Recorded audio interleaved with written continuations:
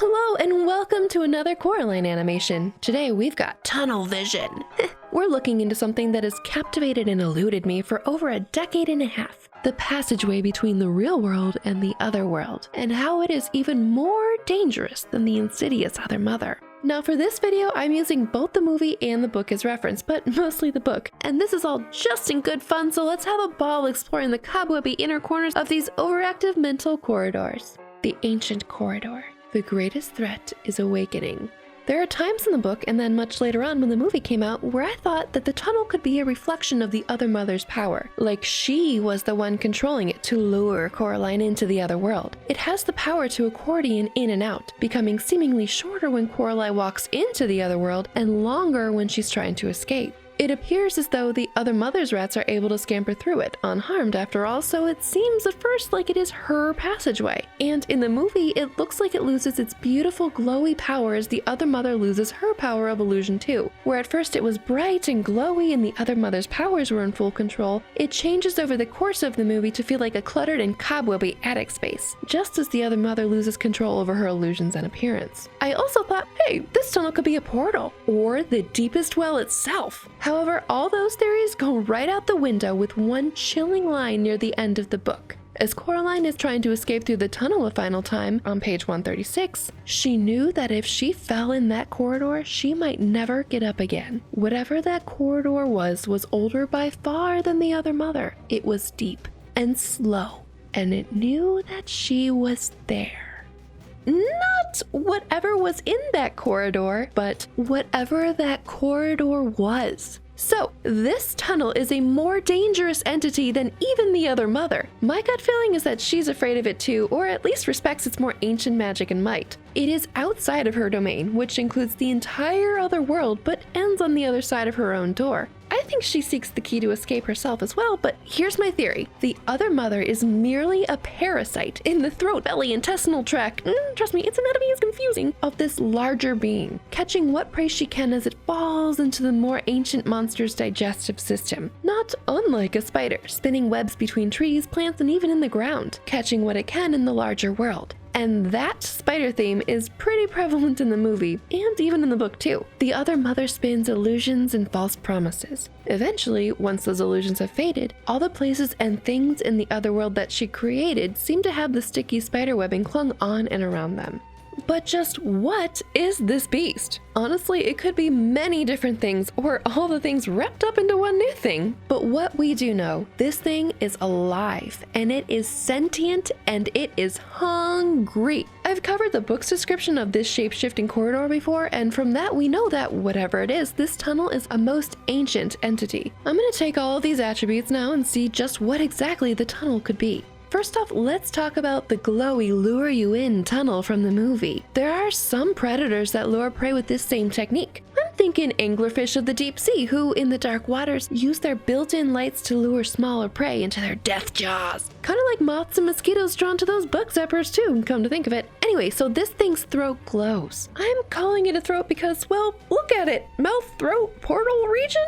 Okay, so anyway, keep this glowing part on the back burner for later because in the book there is no glowing, but I thought it worth mentioning. Our first encounter with the tunnel in the book is on page 26, where the door opened onto a dark hallway. There was a cold, musty smell coming through the open doorway. It smelled like something very old and very slow. Okay, so there is no light source, no heat source. Is this thing cold-blooded? And besides potential decay, nothing has been here in ages, hence the musty smell. I usually associate that with basements or underground cavern-type places. This thing is ancient and slow to move or awaken. Creatures that come to mind? Tortoises, snakes, dinosaurs. Why not? This description holds. When Coraline leaves the other world for the first time, she senses something that is not the other mother in the corridor with her. On page 47, Coraline took a deep breath and stepped into the darkness, where strange voices whispered and distant winds howled. She became certain that there was something in the dark behind her, something very old and very slow. We've now added distant wind into this mysterious equation. A far-off pair of lungs, if you will. This thing is slowly awakening, and its breathing is now faintly noticeable by Coraline. I think those strange voices are either the other mother's rats scuttling to and fro, or, more interestingly, this ancient being's victims from past feedings. The ones the other mother couldn't intercept.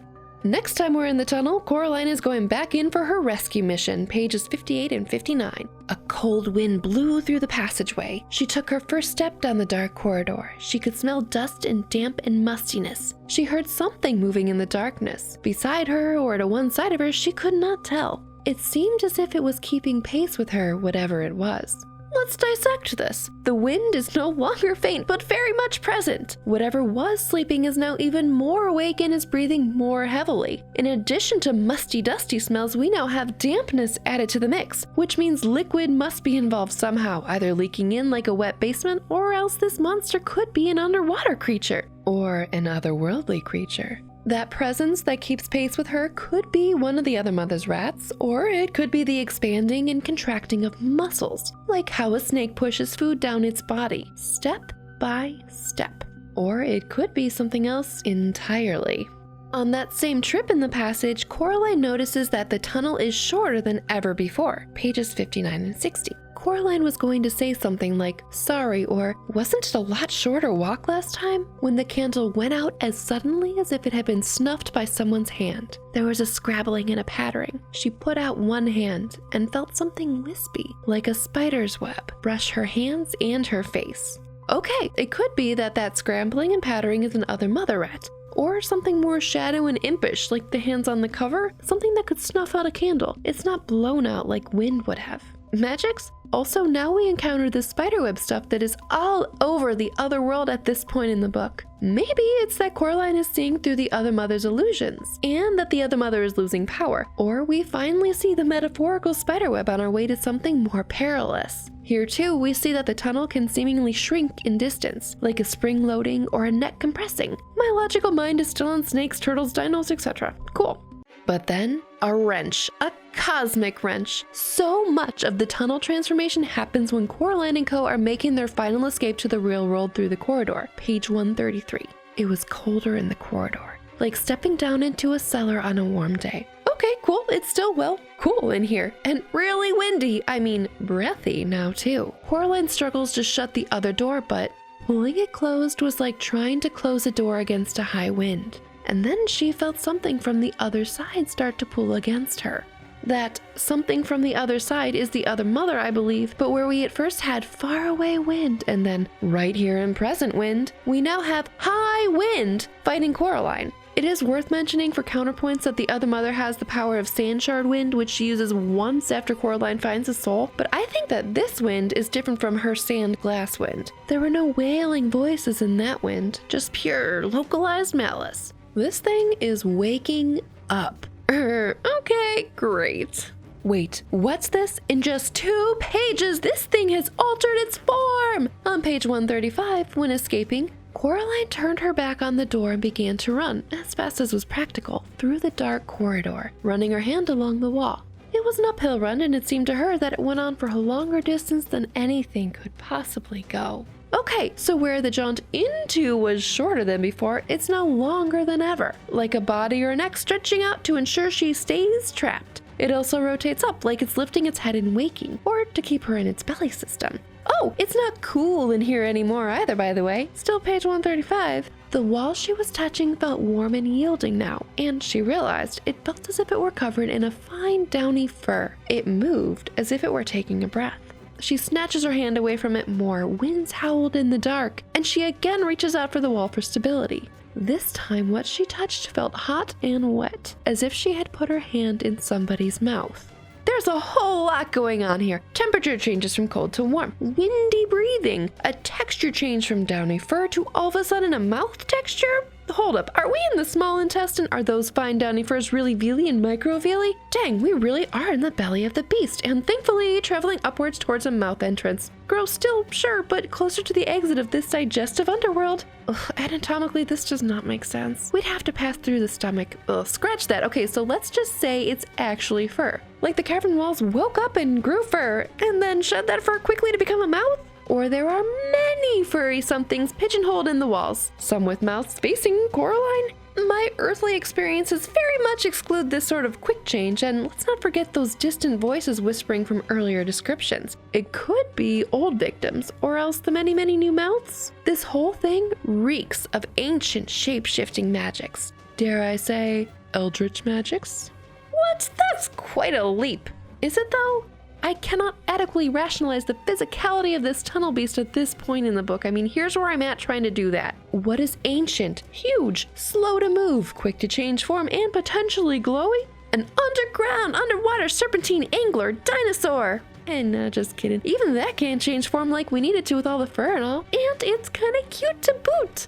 But just doesn't have that ominous creepy factor that is so prevalent in the book. I think it's honestly some combination of these things, and my heart is telling me it's more spooky and other underworldly than physical. My gut is on Cosmic Maw, or something as sinister and huge. It's clearly alive and very much a different, and I'll say more powerful, being than the other mother. So we turn to Lovecraft, or if you're unfamiliar, that's some horror brought into popularity by H.P. Lovecraft back in the day. It is rife with gargantuan impossible beings, tentacled cosmic entities, mammoth glowing worms, terrifying tornadoes with maws and eyes and teeth, many of which live in waiting on this planet we call home. Cthulhu, for example. Anyway, back to our tunnel. It seems more behemoth, more monstrous, more Lovecraftian than any creature in our known physical world. It's a liminal space between doors, and once fully awake, I think that it will be exceptionally difficult to contain. Now, I really wish Coraline hadn't let that key fall into the well tunnel throat, because I think that key belongs to the tunnel, or was made to contain that tunnel, and now the tunnel beast has the literal key to its own release. There are 2 doors that we know of, but only 1 key, again, that we know of, and the other mother covets it for herself. This makes me think that it's not hers to begin with, but something she needs to master something greater, to gain more power, or to escape herself from the beast, or to level up her own cosmic status from parasite to host. Yikes! So let's snap back from that really cool cosmic terror to a more mundane explanation. The tunnel could likely just be a literary device to let us know exactly how scared Coraline is on her journeys to and fro. When she needs to be brave and is steeling herself for a rescue mission, she arrives sooner than she would have liked. The tunnel seemed shorter than before. Or when trying to escape, it was an uphill struggle, seemingly going on for much longer because of how emotionally exhausted and terrified she was at this point, etc. But sometimes it is way more fun to think of it as a behemoth ancient being, letting the imagination run wild and free. Life is more fun with excessive mental imaginings, right? So just what is the most ancient tunnel? Is it a literary insight into our main character's emotions? Is it merely a passageway between worlds? A portal? Is it the deepest well itself, perhaps? Or is it something much more sinister, more beastly, more ravenous? A creature that time forgot? Whatever it is, it's a far greater scale threat than the other mother and her twisted Beldam magics, although I'm not sure I'd want to take either one of them on. And so our splunk into the cosmic horror of the shape-shifting corridor in Coraline is at a close. Thanks for jumping in with me. But what are some of your thoughts? Do you have a favorite eldritch entity yourself? Let me know in the comments below. Hey, cool bookworms and movie nerds, nice to see you! I hope you enjoyed this little adventure. I am cooking up something new already, so do stay tuned so you can get it while it's hot. Seriously though, thank you for watching, and I'll see you soon in the next video. Goodbye!